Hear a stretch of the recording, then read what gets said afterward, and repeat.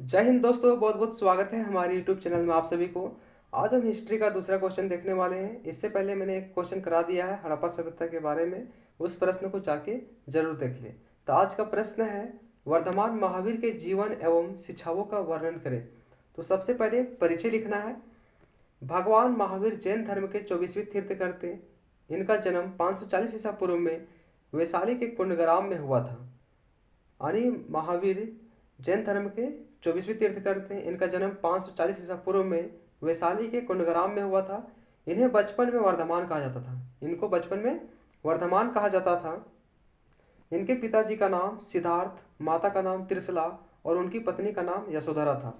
वर्धमान 30 वर्ष की आयु में शहरी जीवन को त्याग दिया। यानी कि जो उन्होंने वर्धमान थे, उन्होंने 30 वर्ष की आयु में घर को त्याग दिया और वह तपस्या के लिए जंगल में चले गए।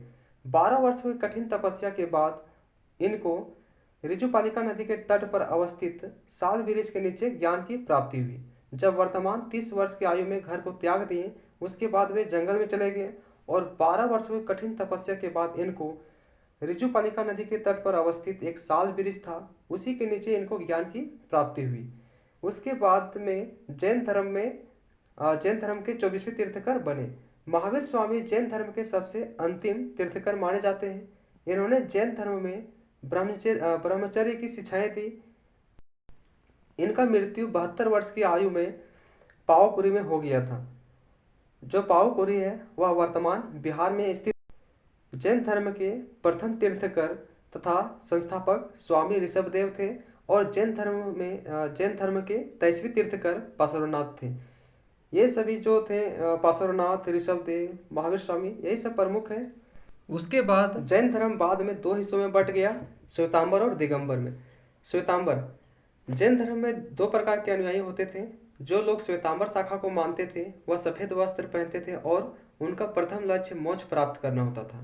यानी जो जैन धर्म था वह दो भागों में बट गया था। जो लोग श्वेतांबर शाखा को मानते थे वे लोग सफ़ेद वस्त्र पहनते थे और उनका मुख्य लक्ष्य जो होता था वह मोक्ष प्राप्त करना होता था।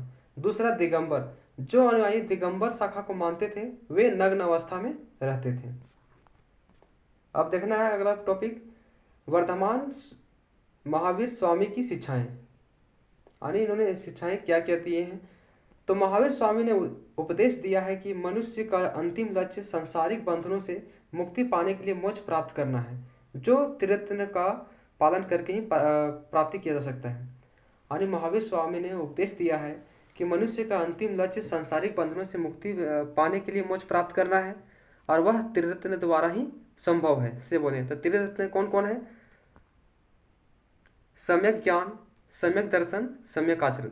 तो सम्यक ज्ञान के बारे में क्या बोले हैं? अज्ञान रूपी अंधकार को दूर कर ज्ञान प्राप्त करने का प्रयास करना है। तीर्थंकरों के उपदेशों का पालन करके ही ज्ञान प्राप्ति किया जा सकता है। यानी सम्यक ज्ञान में महावीर स्वामी ने यह बोला है कि जो अज्ञान रूपी अंधकार है उसको दूर करना है और मोक्ष प्राप्त करने का प्रयास करना है, और यह तीर्थंकरों के उपदेशों का पालन करके ही ज्ञान की प्राप्ति किया जा सकता है। दूसरा है सम्यक दर्शन। सम्यक दर्शन में बताए हैं महावीर स्वामी ने कि तीर्थंकरों में विश्वास और सत्य के प्रति समर्पण रहना है, और सम्यक आचरण में बताया है कि अच्छे कर्म करना है।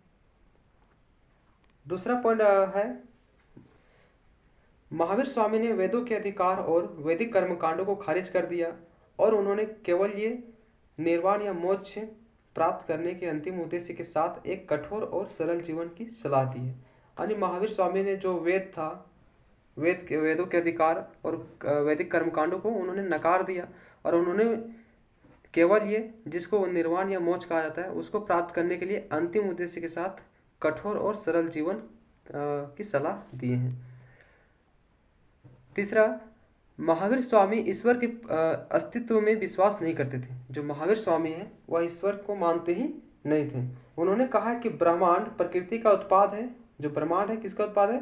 प्रकृति का। मनुष्य का उद्धार ईश्वर की दया पर नहीं बल्कि उसके अपने कार्य पर निर्भर करता है। मनुष्य अपने भाग्य का स्वयं निर्माता है। यानी महावीर स्वामी कहते हैं कि मनुष्य का उद्धार जो है ईश्वर की दया पर निर्भर नहीं है। जो व्यक्ति जैसा करेगा वो वैसा ही पाएगा।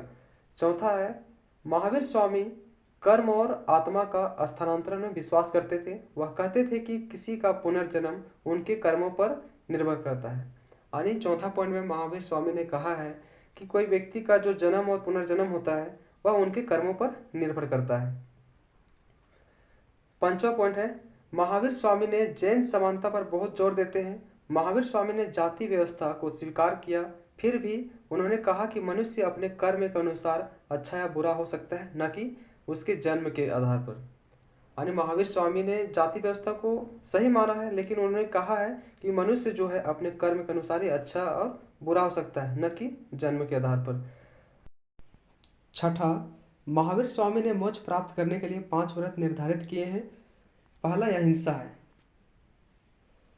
महावीर स्वामी ने कहा है कि किसी चीज का हत्या नहीं करना है, क्योंकि उस जीव में भी जान होता है, इसलिए हमें अहिंसा का पालन करना है। तो महावीर स्वामी ने सबसे पहले कहा है अहिंसा का पालन करना है, हमें किसी भी जीव का हत्या नहीं करना है, क्योंकि उस जीव में भी जान होती है। दूसरा, सत्य वचन, हमें किसी भी परिस्थिति में सत्य बोलना है, उन्होंने झूठ बोलने से मना किया। तीसरा है अस्तेय, किसी का वस्तु का चोरी नहीं करना है, किसी का भी वस्तु को चोरी हमें नहीं करना है। चौथा, अपरिग्रह, अपरिग्रह में महावीर स्वामी ने बताया है कि आवश्यकता से अधिक धन को इकट्ठा नहीं करना है, जितना जरूरत हो उतना ही बस रखना है। पांचवा है ब्रह्मचर्य, सही प्रकार के जुनून, भावनाओं और इच्छाओं को नियंत्रण में रखने के लिए ब्रह्मचर्य का पालन करना है। इन्होंने लास्ट में जो शिक्षाएं दिए हैं वह ब्रह्मचर्य के बारे में बताए हैं कि उन्होंने बोले हैं कि अगर अपने जीवन में नियंत्रण पाना है तो ब्रह्मचर्य का पालन करना ही होगा। Thanks for watching video. जय हिंद, जय भारत।